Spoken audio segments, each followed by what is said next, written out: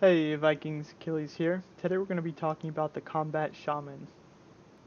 So right now, there are four combat shaman currently out. We've got the melee, the scout, siege, and archer or ranged.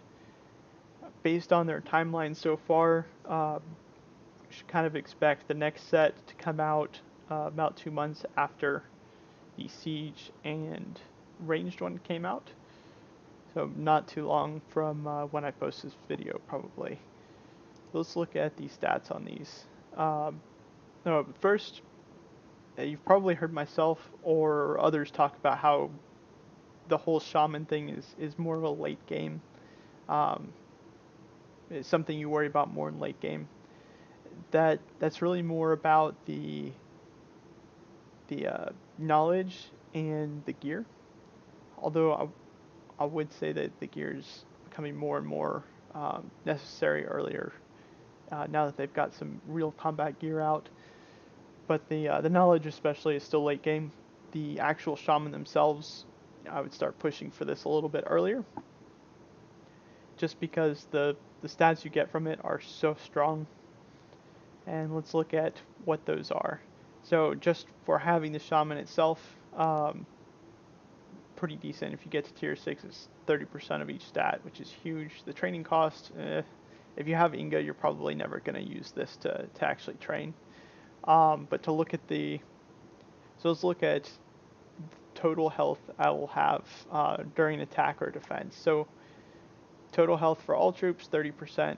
I use melee, so for my melee troops, looking at 80%. Troop health during attack or defense, so basically anytime I do anything, I'm going to have 20%. So now we're at 100%. We're also cutting off 20% of the enemy troops' health. Um, and then on top of that, you get a couple bonuses versus the opposite troop type. And yeah, so you get a decent amount of stats um, for each stat. I mean, 100% is pretty massive, and you have to go to pretty decent lengths to get that much once you kind of get past the melee tree, or excuse me, the military tree and the oracle. So it's huge. On top of that, you also get a few other things, especially towards the end. Number of warriors in March is pretty important. Uh, Number 2 gives you 20%, which is pretty huge. I was kind of surprised at how much they gave you there. 10% for level 1. So overall, it's a 30% increase in the number of warriors you can send. That's definitely very awesome. The other biggest thing is the enemy troop health, offense, and defense. Still not quite sure how these work. Um, it's definitely stronger than just reducing the enemy by 20%. So if they had 100% bonus health to 80%, it's stronger than that, but it's not a straight. We're reducing it by their total stats by this percent because, or it's not multiplicative, because if you multiply their total stats by the max you can get, which I think you can break 100% relatively easily if you have items applied.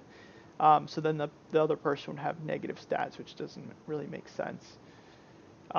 Anyway, so it's somewhere in between those two in terms of strength. Very, very strong. And then each one of these is just, yeah.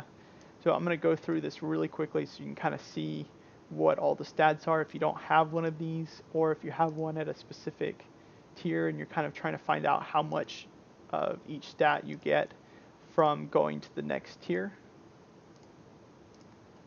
You can kind of look at this and just, well, it'll help you decide whether you want to go ahead and push now or wait to uh, go for a later, or go for that tier a little bit later. The march speed is also pretty nice. You get about 180%, I want to say, in total if you max the, I think it's tier 5 is the last time that pops up. There's a lot of health during defense,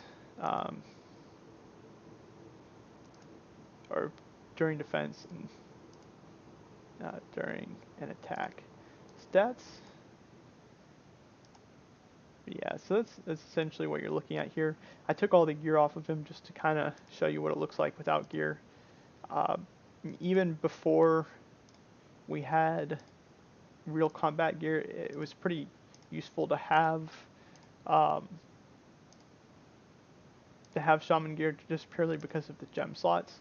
So having 6 pieces of legendary gear, if you got no stats from the gear themselves, which even then you got march speed, which is not the ultimate combat stat, but it's definitely nice to have.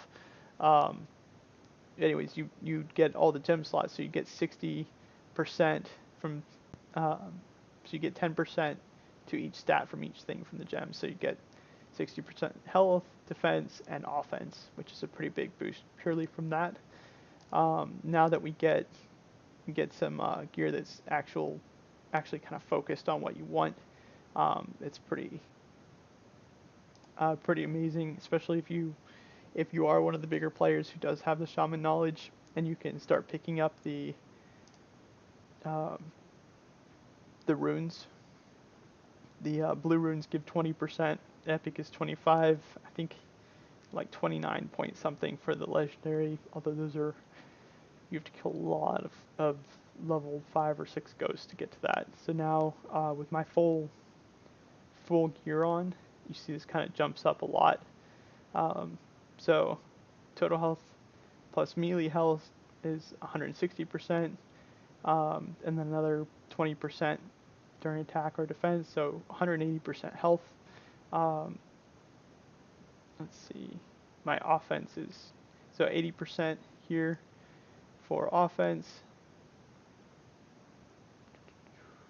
210%, so that's 290%, and then another 20% here. Um, so that's 310% bonus attack.